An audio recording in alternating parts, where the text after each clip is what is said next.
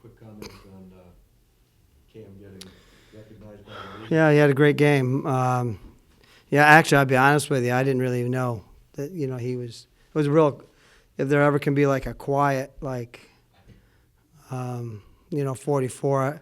Obviously, he was a beneficiary of a lot of, kind of breakouts that we had. But, we had, I think, 12 or 13 steals in that game, which, I think they had us for 10 or 11, but I think we went back on the film and saw like 12 or 13. So, he had he's really played well all year. He's doing it against everybody's best defender. Really proud of his development and how much better he's got. Jerry, when someone gets has that number going for him at that time, do you give any instructions? I got to be honest with you, Dana. I didn't know. Our guys were saying stuff to him in the locker room after the game, and I asked one of our assistants, what are they talking about? I mean, I have no antennas for that kind of stuff during the game or whatever. When someone's feeling it that way, do you kind of say keep feeding? Yeah, I mean, if somebody's warm, I know that during the game, and try to get him as many looks or opportunities as we can. But like I said, it was just spread out. I mean, it wasn't like, it wasn't like he came down on 6 straight, possessions and scored 6 straight times. He'd score and then we'd reverse it and somebody else would score and then, that kind of a thing. But when you get 15 foul shots, is that what he was? 15. You get 15 foul shots. That's obviously that's the thing that really sends you over the top. Happy for him though. When you look at Cam's game and like what he's been able to do, do you see similarities between him and KP? I really don't. To be honest with you, I think that's a fair question, but KP was more athletic, more off the bounce, more of a to the rim elevator, kind of a guy. Cam shoots it better. Cam is, I think has a little bit better of a jump shot kind of a game where I think he can, hit a 3, take 3 or 4 dribbles and make a pull up, and then also get to the rim. But they're very similar in the fact that they both have good basketball IQs and they both can figure it out. That would really be their biggest similarities is in the fact that they can both find a way to get you a basket. But athletically, or in terms of their individual talent level, they're kind of 2 different kids. Sure, where can he improve it? I know everyone can improve it. What can He's there's a lot of stuff that he can improve at in terms of defending, his attention to default, the defensive end. But again, it's a work in progress. I think Latin and Francisco, both those guys have gotten a lot better. I think Jordan Andrews has gotten a lot better. I think you're seeing a lot of guys that are improving every week, and Cam's Cam's a good basketball player. Coach Francisco just mentioned everybody's enjoying running and scoring 100 points, but he said defense is really the key to making that offense work. I mentioned that to our kids today in practice. I was, is that, we had to get 100 to beat Oakland, and obviously we had to get 94 to beat Green Bay. We scored 103, but we're not going to go on the road and post 100 points every night. We've got to tighten things up.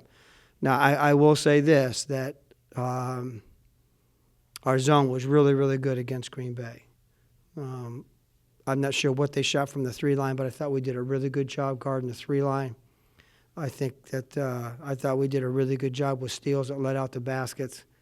So I think again, with the changing in the officiating to touch fouls and all those kind of things, scoring's up all over the country just because of the fact that everybody's getting to the foul line at extra between 7 to 10 free throws extra a game.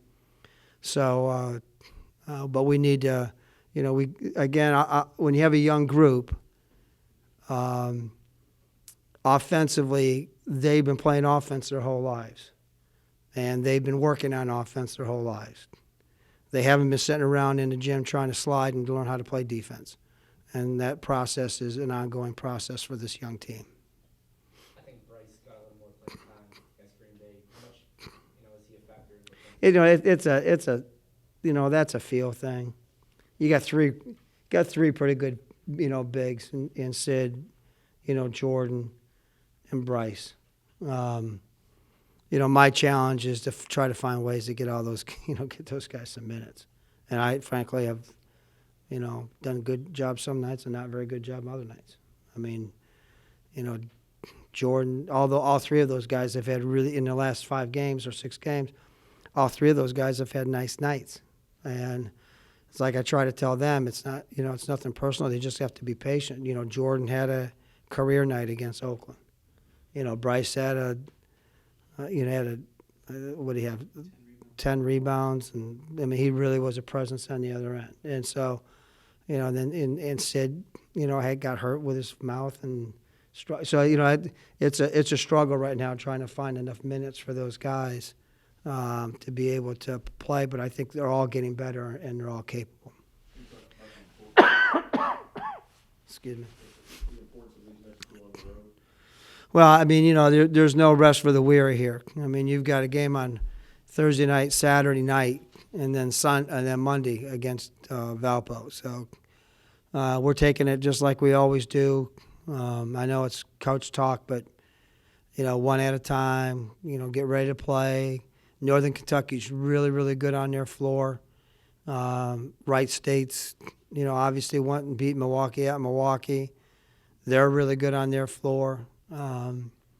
So we just, got to keep on just plugging and trying to, keep on getting better. I mean, that's the key to any year, but especially the key with a young group. How do you get them in this week? And we talked about that, as a group. I think this group's been really, really good handling difficulties. I don't think we've been very good handling success. I think that we played a really good game. I think we played like a really, really good game against Robert Morris and followed it up with an egg. I think it's been like that all year long, where we've played really good and followed it up with an egg, and then and then we've gotten their attention back, and then they followed it up again. We bounced back and played a really good game against Notre Dame. We weren't really happy against Detroit, followed that back with a really good effort against Oakland. Nobody was happy after the Milwaukee, game. I felt that was one we gave away.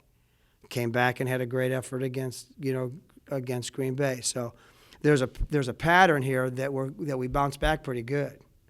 But there's also a pattern here that we have not handled success very well. Coach, your favorite time of the year is over now with classes starting. I know, and that stink.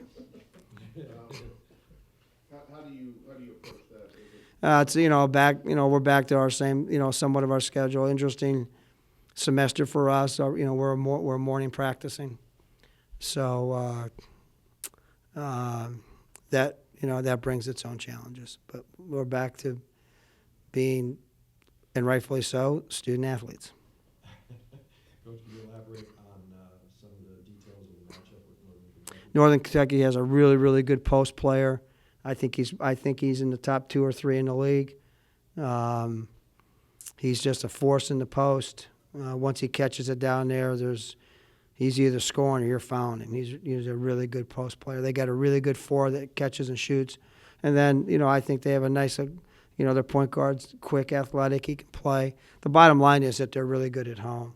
I believe they're like, 4-2, 4-1 or something like that at home.